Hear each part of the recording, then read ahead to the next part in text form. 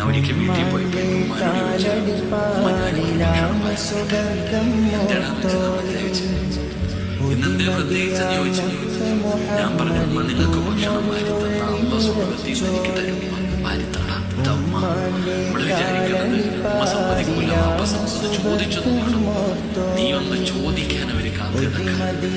നമ്മളൊരു ചുംബനം തരാൻ, നമ്മളൊരു ചുംബനം അവർക്ക് കിട്ടാൻ അവര് കൊതിക്കുന്നുണ്ട്, പക്ഷെ നമ്മൾ കൊടുക്കുന്നില്ല.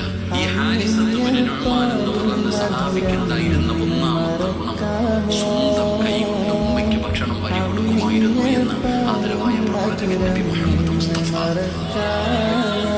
അല്ലാഹു നമുക്ക് ഈമാൻ നൽകുമാറാകട്ടെ. നിങ്ങൾക്ക് എന്ത് സമയമില്ല? നിങ്ങൾക്ക് എന്തുകൊണ്ട് സമയം കിട്ടിയില്ല? നിന്റെ വാപ്പ, നിന്റെ ഉമ്മ വാരിക്ക് വാരി കൊടുത്തിട്ടുണ്ടോ?